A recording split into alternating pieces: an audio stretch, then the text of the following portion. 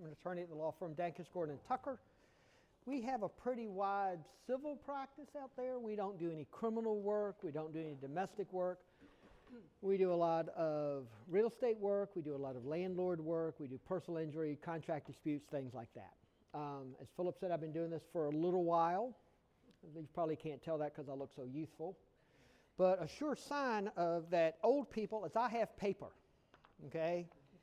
That is a sure sign of old people. Everybody take one of those, pass some of those around. We're going to talk about these for a few minutes.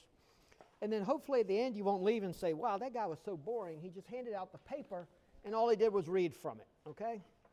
But let me tell you what the I'm going to sit here too. Let me tell you what the background to this is and what has led to the change that we're going to see in July. So for years and years, and if we're short on a copy, let me know. I got more paper. Love paper, all right? Real estate agents, for eons, we've had in Virginia a law that says you can't make money from the sale of real estate unless you're a licensed real estate agent or unless you're a professional performing their normal and customary services. So, for example, I could say to Philip, hey, listen, if you want to sell your house, I can do your deed for you or charge you $550. What I can't do is say to Philip, hey, would you like to sell your house? If you do, my cousin Joe would like to buy it, or I know Phil wants to buy it. How about you pay me $20,000 and I'll hook you two of y'all up, okay? That has always been a no-no.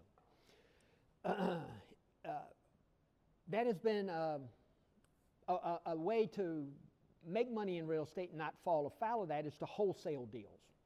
So in a wholesale deal, what we have is we have the person who I'm going to say owns the property now is number one. We have the wholesaler, number two. And then we have the person, when the dust settles, who's going to end up with the property as number three. 1, 2, 3, okay? So what has been happening for years is number two would sign a contract with number one. Number two would then find number three. And they would either assign the contract to them, or they would do what we call a double closing. And we'll circle back to that in a little while later and talk about those and how they work. And that's been going on for eons. And for eons, I've heard from agents, that's not, and I hate this word, fair. There's no fair in a business deal. There's just the deal. You can do the deal or don't do the deal. That's up to you. But that has really been a thorn in a lot of agents' sides for years because they aren't getting the listings to sell, Uncle Bob's property. He's selling to a wholesaler. They're signing the contract. They're selling it. That's been an issue. So the General Assembly has come out with these that are going to become effective in July. I want to talk about this. Then I want to look at what a real estate broker is. Then I want to look at the penalties. Then we're going to come back to this and we're going to dissect this word for word. But for right now, let's just take a quick overview of what this says. The first copy that you're going to have is what passed the House. The second copy is what passed the Senate. You're going to find they're essentially word for word verbatim, okay? So this is the law that I anticipate we're going to see exactly like this come July. A real estate broker is a business or an individual who offers to sell, buys or offers to buy, negotiates or otherwise deal in real estate contracts, including assignable contracts, on 2 or more occasions in any 12-month period for compensation or valuable consideration. Then it says there are some technical amendments. So it's talking about you can't do what we just said people have been doing for years more than once every 12 months. Now, it's not a calendar year. It's once every 12 months. Okay? We'll come back. We're going to exhaustingly go through these words, and I'm going to tell you what I think might be some, I think Philip used the term workarounds to think about for those, okay? If you turn over to page 3, you've got your definitions. I just did that to tell you what is a real estate broker, okay? And basically now you're going to find anybody that deals in real estate, okay? You need to have a real estate license.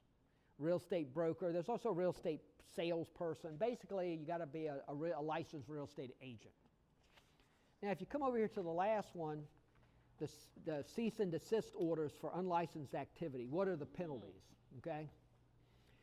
The C, paragraph C is the one you all want to focus on. So the penalties for doing these are going to be either $1,000 or the money you made from the deal, okay?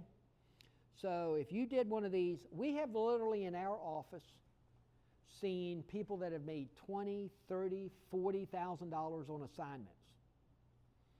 So if you violate these, you could very easily end up buying $40,000 worth of books, because what happens is all the money that's collected from these go to the literary fund. Now, from experience, just because I've been doing this for a while, typically the way these enforcement actions work, you get, hey, stop doing it. Okay, I really told you last time you needed to stop doing it.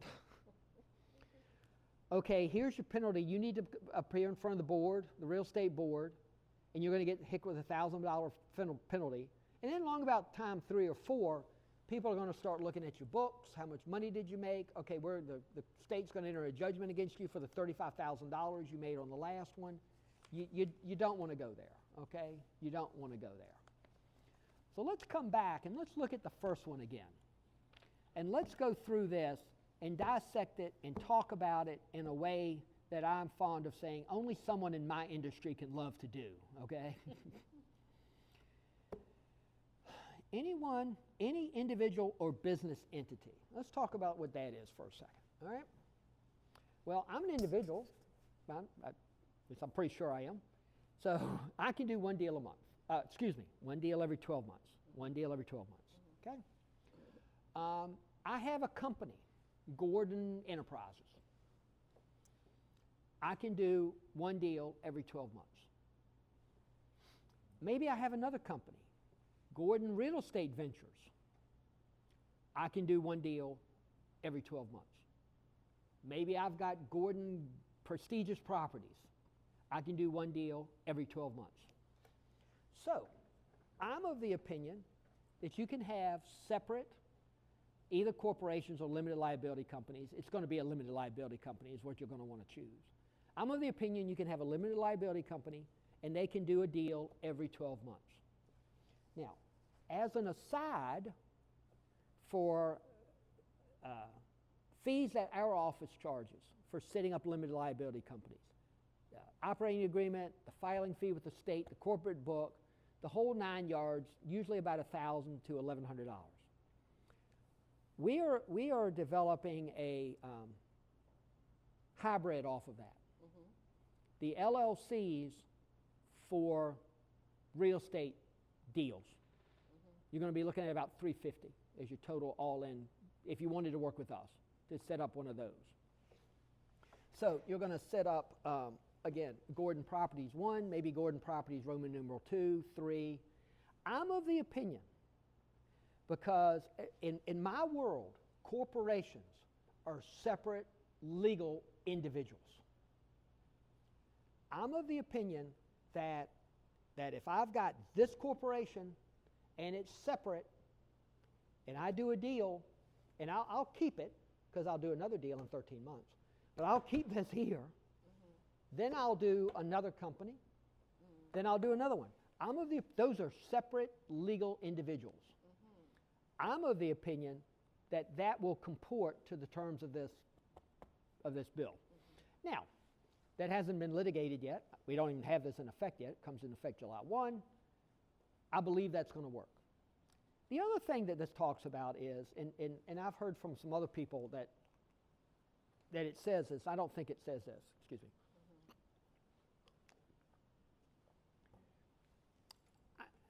We all have certain rights. One of the rights we have is to own property, all right? So if I own property, I can sell it. I don't think this says you can't sell more than one property every 12 months. Now, as an aside, I'll just pick, they're out in the part where I live out in Short Pump, big developer out there, H.H. Hunt. Hundreds of homes a year. Hundreds, maybe even a month. I don't know, a lot of homes. They're signing multiple deals. So I'm of the opinion, for those of y'all who are going to flip homes, this doesn't really come into effect. That's where you buy it. You're probably going to, usually if you're going to flip it, you're going to do something to it, even if it's just paint and carpet. Then you're going to resell it. Well, this doesn't come into that play. Mm-hmm. So, seems to me, if you do what we call the double closing, if you go back to your 1 to 2, 2 to 3 scenario, You actually do a closing from 1 to 2. You actually take title, you actually record a deed, you then sell it from 2 to 3. To me, that's not, that also would fall within the four corners of this to be okay, because you aren't buying or selling offers, negotiate, otherwise deals in real estate contracts. Deals in real estate contracts. At that point, I'm not dealing in a real estate contract, I'm dealing in real estate. Now, like I said, we're in the world only somebody in my world can love to look at these words like this. But it says right here, real estate contracts. It doesn't say real estate. So if you buy it, then turn around and sell it, I'm of the opinion, again, you're okay within the way this bill is written. Let's take some questions and talk about that for a few minutes. So, There you go. No, go ahead. Speak to the mic. Oh, the mic. Don't forget the mic.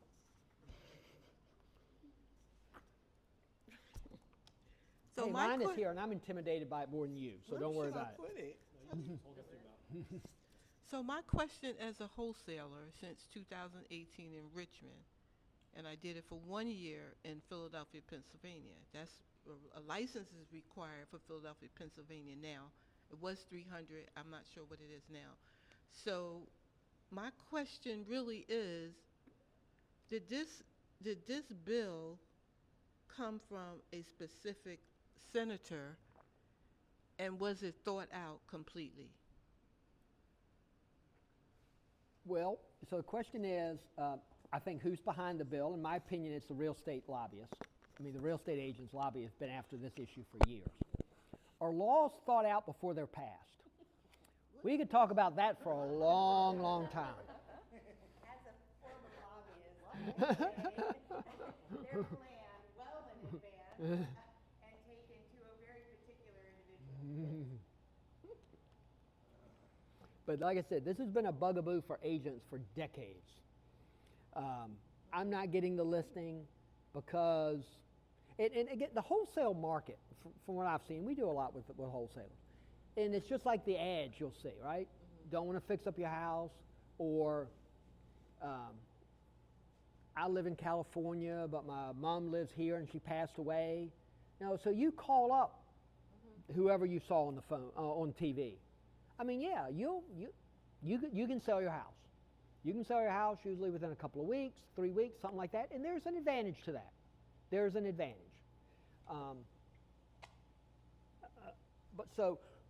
But that means that's a listing that our agent's not getting. Oh, wow. So that's been the motivation behind here for years. What are other ways that you can work around what you end up mentioning? Is there another option? So I think you can set up the separate companies.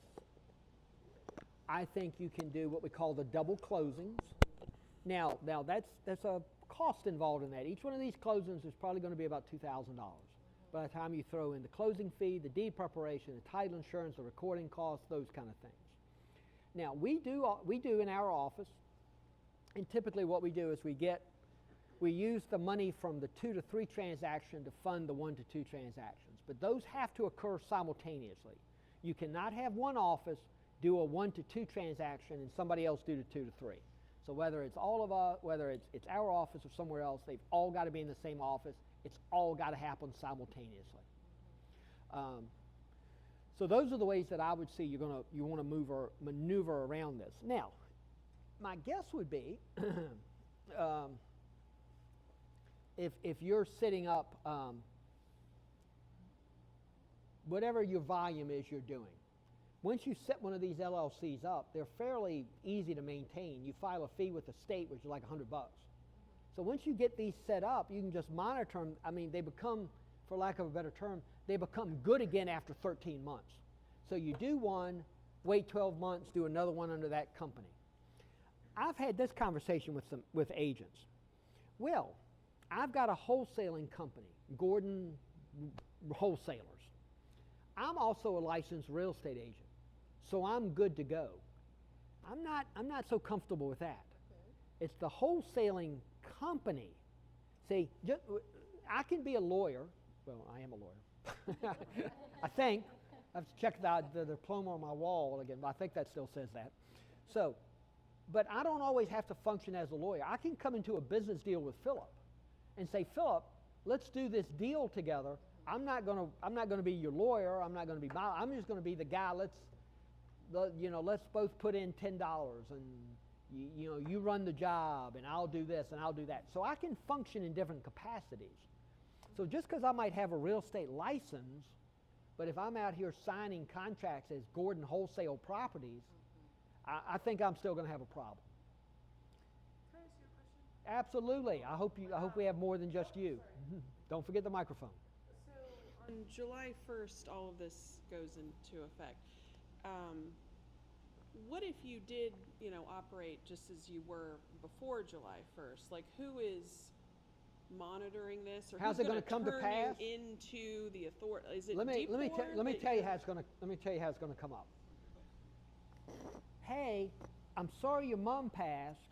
Can I talk to you about listing her house? Nope. I already sold it to Gordon Wholesalers. Really? When did you do that? They came out last night. I'm the agent now. I'm on the phone down to DPOR. Hey, I thought there was a law that changed July 1. What's going on? That's how it's going to come up. As soon as an agent hears about it, it's full. Okay, that's. It's going to. report it to DPOR? Oh, they're going to hear about it. They're going to hear about it because they're going to be calling for the listing. Like how many properties are they actually going to hear about versus the ones that they don't hear about? They're going to hear about it when they call for the listings. And they're going to find out they're not getting the listing from the people they've known for 25 years because they've sold it to Gordon Wholesalers. So won't the title companies be clued into that as well? I don't think this has any effect on a title company. This doesn't have any effect on title. Okay, I mean, I agree, but I mean, we've got some issues with assignment contracts as it is with title companies. Some of them just are not all about that. So you don't think that that's going to raise a red flag with some of those title companies as well? let me restate what I think your question is. If it isn't, ask it again. All right? Fair.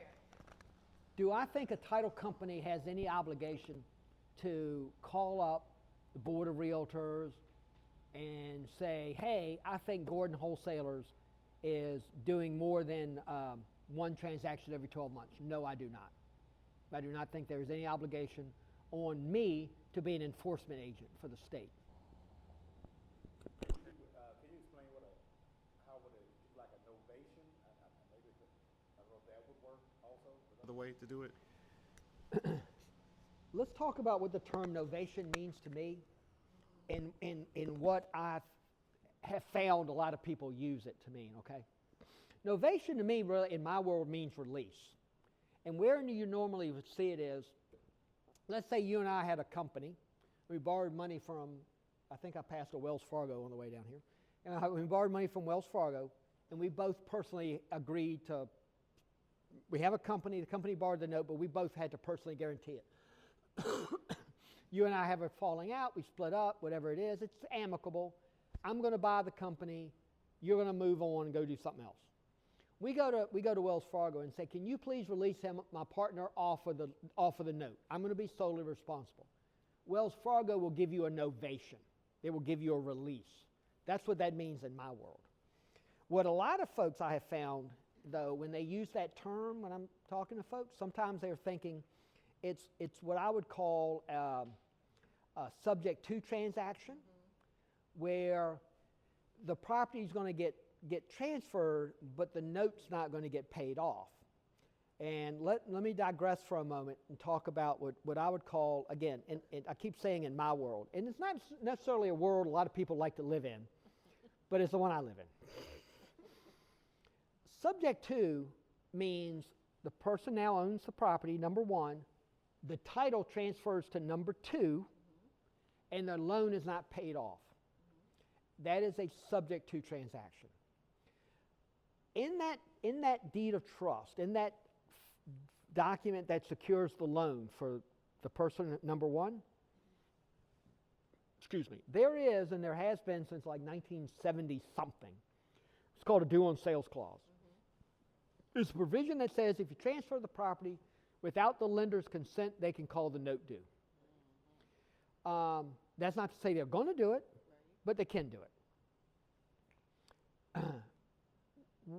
Sometimes when people talk about novations, we have in our world, my office, what we call a land trust deal. Here's the way that works. There are certain exceptions to a due on sales clause. If you get married and add your spouse, lender can't call the note due.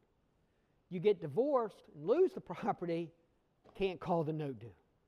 You pass away, your heirs get the property, can't call the note due.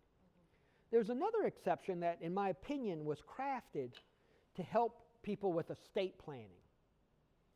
I convey the property to a trust that I own and I'm the beneficiary of. Lenders don't call the notes due. Nobody's really monitoring what's going on with these trusts after I've conveyed it to the trust. So what some people do is at 10 o'clock on a Monday, I convey the property to a trust that I'm the owner and the beneficiary of.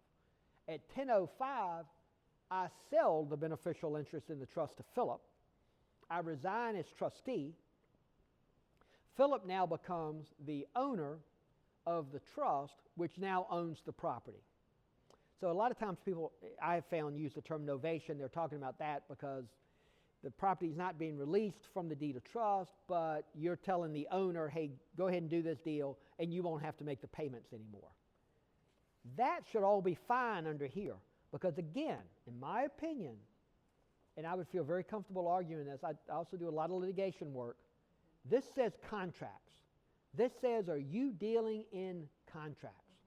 When I take title, or when I sell property, I'm not dealing in a contract. I'm dealing in real estate. I'm dealing in deeds.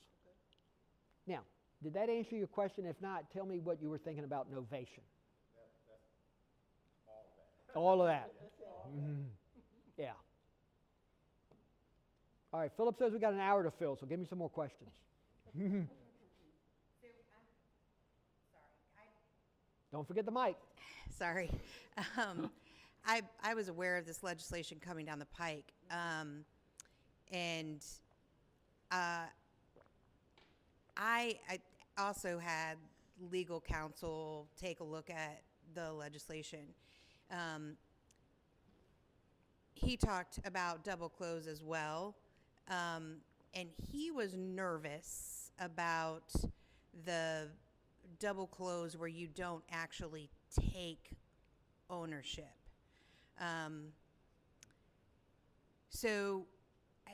Anyway, I since have another business model as a gator where I can do a true double close where I can purchase the property and then turn around and sell the property, an hour later. But you still think that the double close that doesn't have that doesn't actually, the A to B, there's really no money that's put forth. So the question is, gonna be you have to okay? have transactional funding Yeah. for the A to B? Yeah. That's Okay, the yeah. question. You have Very that's long okay. way to That's all ask right. that. Yes, thank you. I've gotten it before. All right. Do you need transactional funding for the A to B? Okay. All right. A couple of comments. Comment number one: this only works in a business-to-business setting. Okay. This does not work if number three, end buyer, is a 30-year Fannie Mae, Freddie Mac, FHA product buyer. Okay. Forget it. All right. I've said that for years. Every year or so, a wholesaler tries it. It don't work. Trust me. Okay. Don't do it. It don't work. It got to be business to business. I'm of the opinion, if you've got a business to business transaction and you've got the 1 to 2 documents, and those documents are all held in escrow, take a step back. If you look up at settlement in the Code of Virginia, if you want to go home and Google, because God knows you don't have anything else to do, or basketball's over, so no, I'm not baseball, so no more sports till football. So if you want to go home and Google the term settlement in the Virginia Code, it's got a definition. It says, when documents have been delivered when all conditions of the contract have met, funds have been received by the settlement agent. Then settlement has occurred, okay? That's when settlement has occurred. So, now come back to your question. I'm of the opinion, if you've got the 1 to 2 transaction, everything is held in escrow. You have the 2 to 3 transaction, that's the funding. You do them all simultaneously. If everything occurs simultaneously, and we are going to actually use or start using too a letter that we're going to get when number 3 signs everything that says, I understand that my funding is being used to I'm not exactly wed to the wording, but to fund the transactional funding for number 1 or something like that. So, with that being the case, and it's not universal, I'm unaware of any authority that says you cannot do it that way. If and when I become aware of any, I will stop doing it, but I'm unaware of any right now. Business to business, full disclosure. Now, as an aside, when you do it like that, if you're going to actually go out and write a contract from 2 to 3, you got to be sure you write in that contract that it's contingent on you being able to obtain title either prior to or at closing. You got to make sure that's in your contract from 2 to 3. Because if you don't, you agree to sell a house you don't own, then you, for some reason, don't acquire title. That's a bad problem. So you don't want to do that. If you're going to do that, you always got to make sure the 2 to 3 contract says in it, it's contingent on you acquiring title either at or prior to closing. So that means that the title has to be cleared.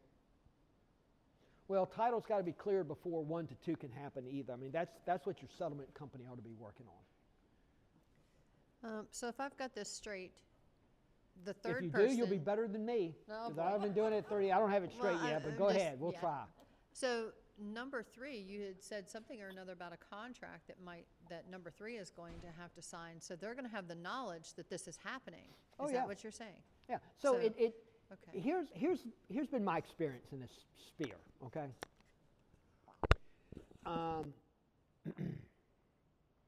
Here's what I tell folks I work with.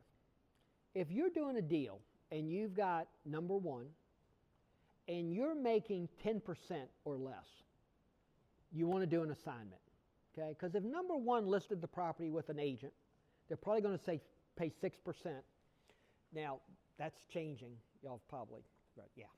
But for right now, we'll say you're going to pay 6% and you're probably going to have to make some repairs. So if I'm a wholesaler, if I'm dealing with Bob, the homeowner, the layperson, Bob, the layperson. Bob, I'm buying a house for $100,000. I'm selling it to Philip for $109,000. You know, if you listed it with Coldwell Banker, going to pay 6%. Probably have to make some repairs. So, you know, we're about where we'd be even if you listed it with an agent. To me, that makes sense. Okay. Now I'm buying it from Bob for $100,000, and I can sell it to Philip for $150,000. Okay. Well, Philip shouldn't care what I'm making or not making. Philip is the business person. Number 3 evaluates the deal on whether it works for them or not whether it works for you. But that's not always the case with number 1. That's not always the case with the layperson. So some folks will have a contract from 1 to 2 and then a separate contract from 2 to 3 as opposed to an assignment of number 1. If you do an assignment of a contract, then in my world it goes from 1 to 3, and 3 now actually becomes the buyer. So when the settlement statement's done, when the deeds are done, title goes from 1 to 3. Again, 3 is not the person in your average transaction you need to be concerned about. They're the business person. So, but if you do have that separate contract from 2 to 3, make sure you put in there that it's contingent on you acquiring title at or prior to closing. If you do an assignment of the first contract, you don't need that. It just depends on what the model is you're using. So let's just say in this hypothetical scenario is that I find a seller and we agree to, I agree to buy, he agrees to sell, and I say, you know, pick up properties or affiliates, right? And the buyer. Say that again. You're picking up what? The buyer, like the buyer is my company or affiliated, Oh, okay. All right. right? And let's just say I add an addendum.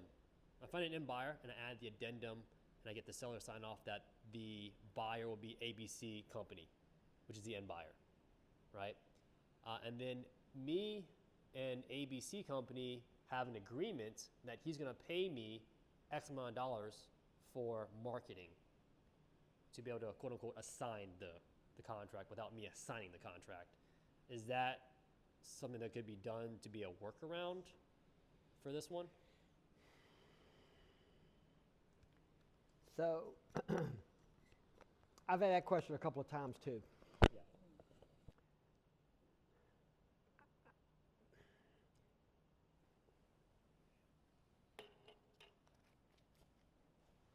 The offer to sell, buyer's offer to sell, negotiates or otherwise deals in real estate contracts. So you're going to have your, hey, I charged Curtis a $25,000 marketing fee. Okay? This is what I said to the last guy when they asked that question. Okay? I'm now the enforcement, I'm now the board. Philip, what other marketing have you done? What other advertising have you done? Do you have an office? Do you have an advertising agency? Are you out, printing out signs? Are you out, getting? Are you the Geico? Did you come up with the Geico? Did you do that marketing? I kind of only do it to end buyers when I wholesale it. I think you're pushing the envelope. I wouldn't do it. I really wouldn't.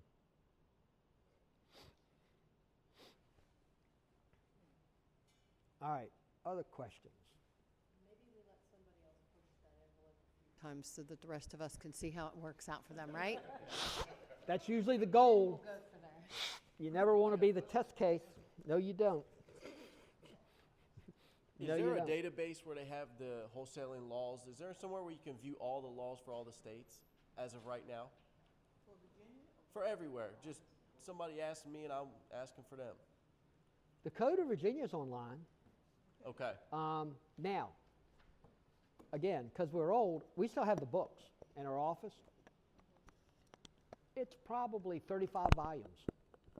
I mean, now, it's broken down into different sections, so you can look up like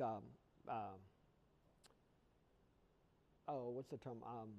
Property Owners Association, for example. Those will all be in one section, so you can look up those laws. Speeding laws will all be in one. But as far as the entire Code of Virginia is online in a searchable database through the Supreme Court of Virginia. But it's a lot of words.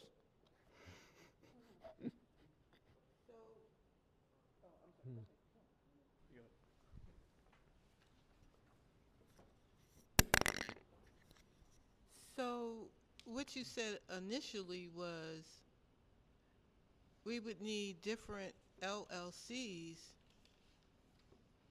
that are operating under the state. So does that mean if I want to do 5 properties in a year, I need 5 different LLCs, 5 different LLCs? If you want to do 5 different assignments, yeah. If I want to assign a contract, I don't want to take title. I don't want to sell the property. I want to sell the contract.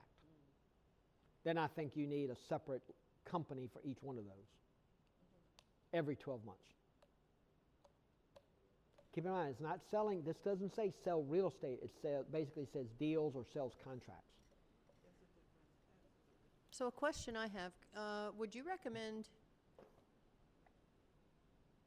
using that same LLC if you were also doing any other ones out of state and putting it on that same LLC, or would you recommend going ahead and getting separate LLCs for that just so that you wouldn't be looked at by the state of Virginia, or the state of Virginia wouldn't be looking at ones from other states on that same LLC? They're more concerned with just Virginia, correct?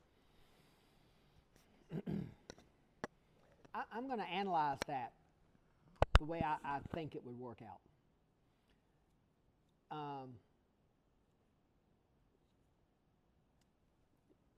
If anybody nods off, I'll try to stop talking.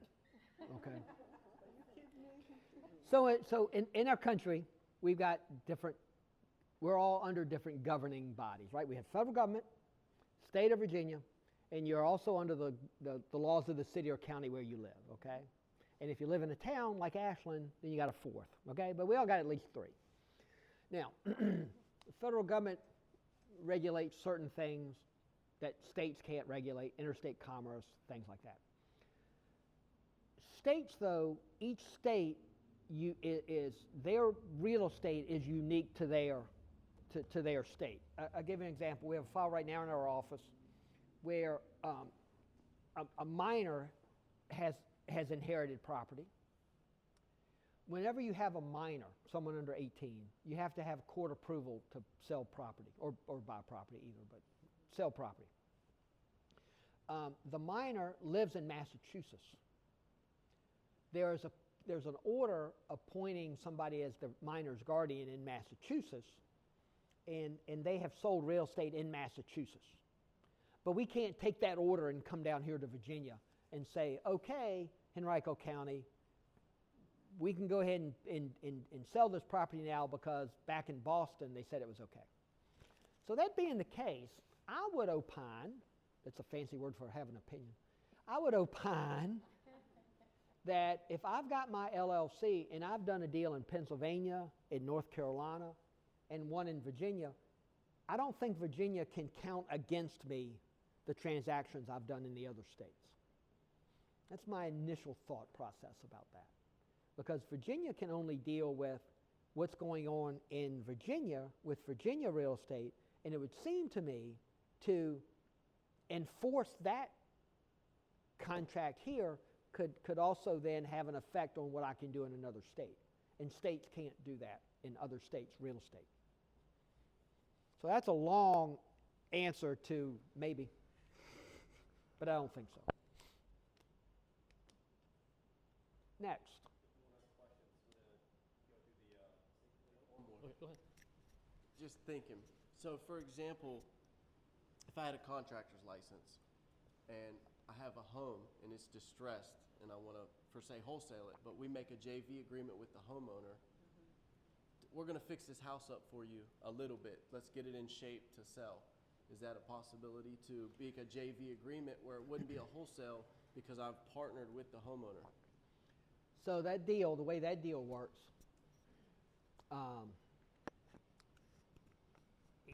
here's what I tell folks when I get that call. You're the contractor, right? So typically the way that deal is going to work is you're going to put up some money and you're going to put up the labor. At the end of the day, the property's going to sell, money's going to get divided, however it's going to get divided, okay?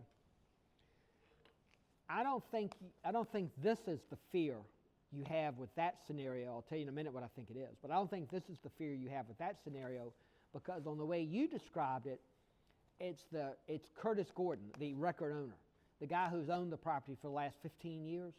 I'm the one signing the contract. I'm the one selling the property. You and I just have a deal where you're going to do some work for me and get some money at the end of the day. That's essentially. So I don't think this is that problem. The problem that has is, okay, you've done the work, you've put in, I'm going to make up numbers, and I can think in small numbers easier than big numbers and round, so it's easier for me. You've put in $50,000, and before you came to help the house, I would have sold it for $200,000. Let's leave out for a minute that I don't have a mortgage. I could have sold it for $200,000. You've put in $50,000. The value's gone up now to $400,000. So usually the way that deal is structured is you get your $50,000 back, I get $200,000, and we split the rest. That's usually the way that's structured, okay? Well, it's a day before closing, or maybe even the day after closing when the settlement agent's writing the checks. Hey, Dankus Gordon, hey, I'm the owner of that property. Hey, listen, I've changed my mind. Don't write that contractor that check, okay? Well, I don't care what he said. I'm the owner. You know, I'm the one on the deed. You're closing tomorrow. You're closing at 2 o'clock. Don't write them a check. They didn't do what they were supposed to. So here's what I tell folks when that comes up, all right? There's a couple of ways you ought to move forward to avoid that. One is to get the property deeded over to you or your company. You know, it's kind of like that movie Pirates of the Caribbean, the first one, where one guy says to the other, somebody's got to be trusting somebody. And, You know, you don't have to trust me. Somebody's got to trust somebody, so might as well be you, all right? Most owners don't want to do that. Most owners don't want to do that. Hey, man, I'm not giving you my property, blah, blah, blah. So here's fallback position number 2. Okay, well, here's what we're going to do, and I'm sure we won't have this problem, but just in case, we're going to memorialize what we're doing in the form of an agreement. If, Curtis, I'm the owner now. Curtis, if you breach that agreement, let's say you think your best number on your best day is $75,000. That's your best number on your best day. If you got $75,000 out of the deal, you'd be just so happy you couldn't contain yourself. All right, Curtis, here's the deal. We're going to do this agreement. We're going to talk about what we're going to do. Curtis, if you violate it, you're going to owe me something in excess of that 75. You're going to owe me 85,000. You're going to owe me 90. And you're going to record a deed of trust to secure that. When you've done that now, you've got a seat at the table. That deal can't close. Even if I call up the settlement agent and say, don't pay him the money, then the next thing the settlement agent is going to call up and say, what's the payoff under the deed of trust? And until that works out, that deal's not going to close. So you've now protected the $50,000 you've put in and the $40,000 in labor you've put in. So you got to make sure you got a seat at the table when that deal works. But that deal is not what this is geared to. This is geared to wholesalers selling contracts without license. All right? Other questions on this topic? Who's got, my watch broke. I actually have a watch and it doesn't tell me how far I walk or anything. It just tells me time. What time is it? 7:10. We got a few more, we got like 20 more minutes or so. You want to go over the truth rate? I do, but I'm going to digress and talk about something I want to talk about first.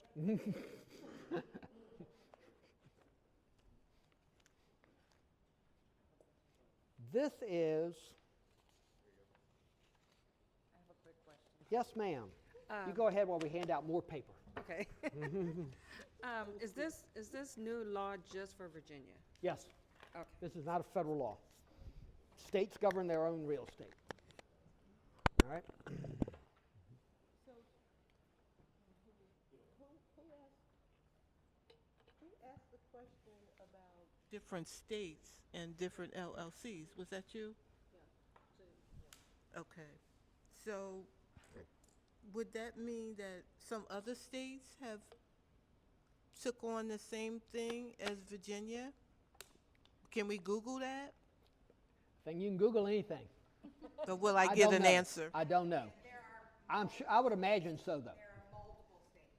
Yep. Nebraska, Indiana just did it, Illinois, I think Ohio just did it, South Carolina, and they're all over the place. As a general rule, when Virginia does something, Virginia ain't the first to do it. Just as a general rule. All right? Do some of those states require a wholesaling license, like the city of Philadelphia? Do you know that? Some of them require that you be a licensed real estate agent. Is there a wholesaling license, or is it? No, not now. Mm-mm. Probably will be somewhere in the next 5 to 10 years. And it'll be regulated by D4, mostly. All right, I'm going to digress about this. And Philip, thank you so much, good sir. I'm going to digress and talk about this for a minute because this has bothered me for years, and I'd really wish somebody had gone to the penitentiary. You wish someone had went to the penitentiary? Yes, I do, and you will too when I tell you what wouldn't be me. this company's been doing. I highlighted this: non-title recorded agreements for personal services. These things are going to become unenforceable come July 1. Let me tell you what this company's been doing. I think it's called Summit Realty. Anybody know that name or familiar with it? All right. That company went around to more economically challenged areas, okay? We've seen several of them in the Highland Springs area. We've dealt with this for probably 2 or 3 of these a year for the last couple of 3 years. Some in places in the city of Richmond. And here's what this company did.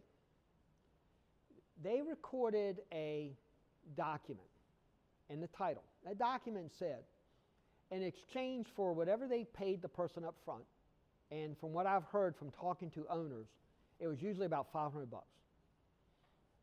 And what the owners thought they were getting For the $500, this company would give you an evaluation of your house. They might make you an offer. You might sell it, that kind of thing. But either way, you got $500. Okay? Pretty good deal.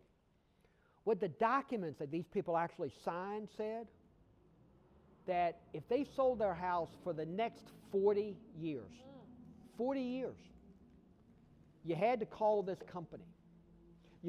First of all, you had to agree to list it with this company, and they had a right to buy it for 40 years. So what was happening is you'd call up this company. They were located in Florida. They did this all up and down the East Coast. You'd call up this place in Florida. You'd send them a copy of the settlement statement, and they would give you their, quote, buyout figure.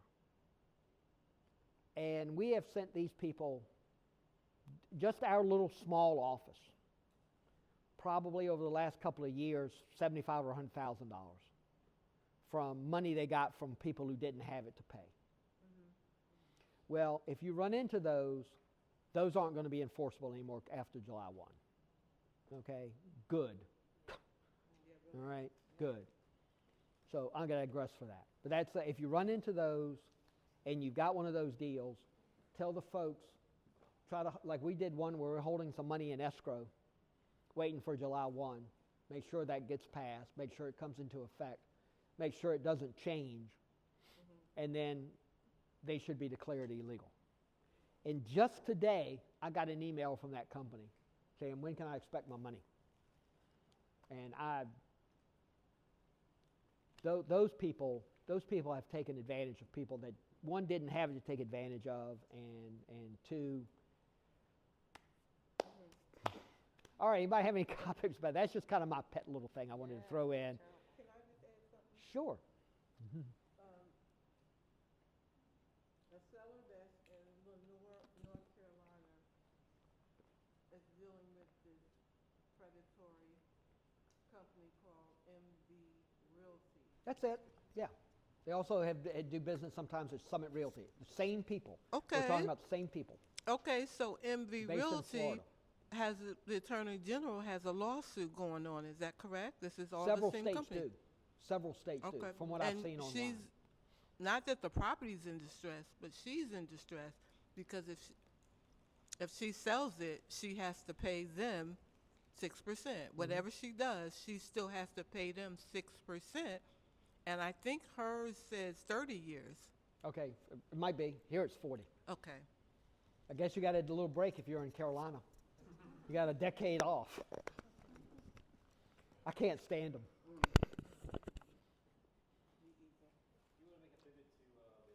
Yeah, let's talk about estate planning for a few minutes, okay? And I'll have to answer questions about that. So, an estate, when we pass, okay, we have an estate. Now, there are two. What's the word I'm looking? Not entities, forms. Two ways you move forward. Either you have a will or you don't have a will. All right. If you don't have a will, then essentially the state of Virginia gives you a will, and basically what that state will says is, if you're married and all of the children you have are the children with your spouse gets 100% of your stuff. If you are married and have children, and even one child is by somebody other than your spouse, and have never been adopted. Adopted children are the same as natural born. So we're just going to say they have not been adopted, or they were not a child of your spouse. Your spouse gets 1/3 of your stuff, and all of your children get 2/3. Okay? That's what you have.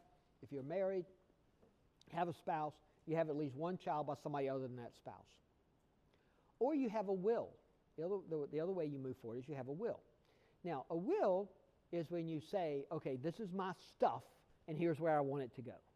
And it can pretty much go anywhere you want. The only exception in Virginia is you cannot 100% disinherit a spouse. Okay? So you can't say, okay, well, all the assets are in my name, and I've been married for 40-some years, but all of my assets are going to my girlfriend, but that my wife never knew about. My wife gets 1/3. Okay, she can elect what's called take against the will, so she can get 1/3.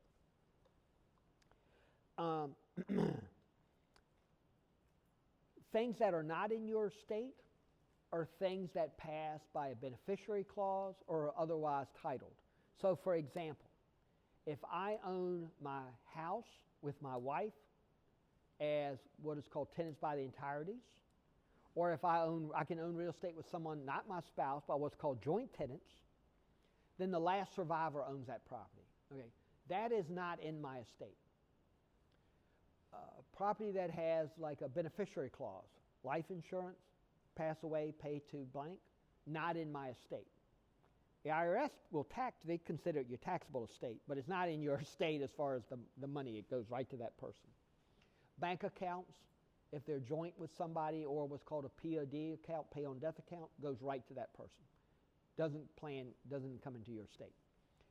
If you pass away without a will in Virginia, and somebody becomes your personal representative, the person who can go around and cash out the bank accounts and open up an estate account and pay bills, it's called an administrator. If you pass away in Virginia and you have a will, that person is called an executor. In Virginia, just being an administrator does not give you the power to sell real estate. You don't have that power. Under a will, if you're appointed as executor, if the will gives you the power to sell real estate, you have the power to sell real estate. 99.9% of wills drafted by lawyers, you'll have the power to sell real estate. I'll also say, now I'm not the person in our office who does our estate planning. It's one of the other attorneys. For I think a simple will, I think worth something like $500 or $600. Please do that as opposed to go to I'mALawyer.com and pay $29.99 and get whatever it is you get for that. Please, just for this one time, go out and do that and get what you want to have done. All right, so that'd be my comment for that. Also, with real estate, we also have in Virginia since July of 2019 what's called a transfer on death deed.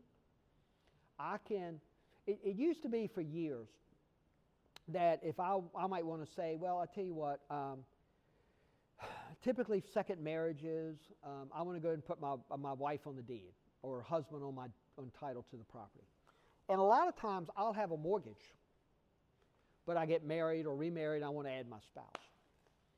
Well, if that happens, a couple of things. One, now my spouse owns half of the benefit and I got 100% of the detriment because I owe 100% of the money.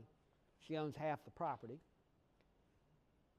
The other thing it does, if there comes a point in time when we don't get along so well, she still owns half the property. So we have in Virginia what's called a transfer on death deed. Transfer on death deed is I sign it. I say, okay, when I pass, I want it to go to this person. Can be anybody in the world. Can be a spouse, child, best friend, anybody. I want it to go right to them. That will go right to them when I pass. It will not be in my estate. And if things change and we don't get along so well, I can always change that until I pass away. So what we always at least make people aware of when they call up and say, all right, hey, I've gotten remarried. I want to go ahead and put my spouse on the deed. And say, well, you do what you want. I mean, that's fine. I shouldn't say you do what you want. That's fine. You can certainly do it, but you might also want to consider this. And I would say when we do that, probably about 60% of the folks opt to do the transfer on death deed, if not more. Okay? Now, some people like to avoid or want to avoid probate. Probate is the process when somebody passes away. You go up to the courthouse or the city or county where they passed, you meet with the clerk, you fill out some paperwork, you get your qualification paper, you go around to the banks, you cash out the accounts, you put them all in a estate account, pay the bills, file a final accounting, close out the estate. All of that's called probate. Some people want to avoid that. They want to have trust. They want to put their property in a trust. They can certainly do that. Trusts are private. Nobody knows what's in a trust. They don't have to know what your assets are. And what a lot of folks will do, they will have a revocable trust until they pass away. At that point, it becomes irrevocable. So typically what I would do, my wife and I would set up trust. We'd be trustees of the trust. When I passed away, my trust will become irrevocable. and I will say, okay, here's where I want things to go. She'd do the same thing for her trust. And that's fine. You can certainly do that if that's what you want to do. Probate in Virginia is not the onerous process it is in some states. I don't know. I've only practiced in Virginia, but I have spoken to people who are down in Florida, and I understand it is a nightmare down there. Just an absolute nightmare. It's not that bad in Virginia. It really isn't. So when you say trust, you're talking about a land trust? No. No, I'm talking about, so the question is, when I'm talking about trust, we spoke earlier about a land trust. To me, that term means a trust for a specific purpose, usually to own a piece of property and then sell that property, and then that trust is over. The trust that you use for an estate planning would be a trust where I'm going to put my assets in the trust, and I'm going to have a trustee. That's probably me to start out with. When I pass away, then it's going to be my son or my daughter. And this is what they're going to do with the assets when I pass away. I want them to sell the stocks and bonds, or I want this child to have this house.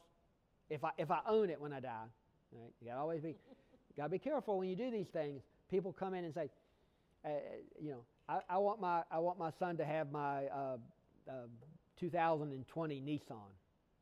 Well, time out. There's a pretty good chance you might not own your 2020 Nissan when you pass away. So you gotta either say, by real estate, if I own it. If I don't own it, then either they get $300,000, or, well, if I don't own it, they don't own it, so they don't get it. I mean, you got to at least address those things. But in a trust, you can say those things.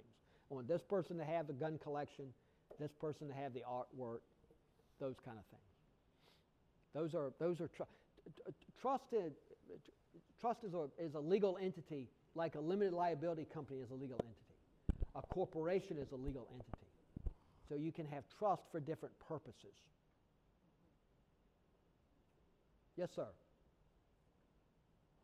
So I have a question about like a sub-2 transaction. Like from the buyer perspective, is it better to buy the deal with the LLC or trust? Better with the LLC or what? Trust. Oh, I'm sorry. Trust. Or a trust. Yeah. A trust. I don't know that it particularly matters. I tend to think LLCs are easier to work with. I'm going to say less bulky. I just think they're easier to do deals with within an LLC. I prefer them. Some people do trust, though. You know, some people like Pepsi, some like Coke. Back on what he was saying, I do live in trust and not the trust, but in order to put two LLCs on one contract, that's when it might be 3053 Turnpike or something, and two companies can go on it with the two LLCs versus individuals. So that's kind of what I use it for. You can have multiple members of a trust. Yeah. Other questions?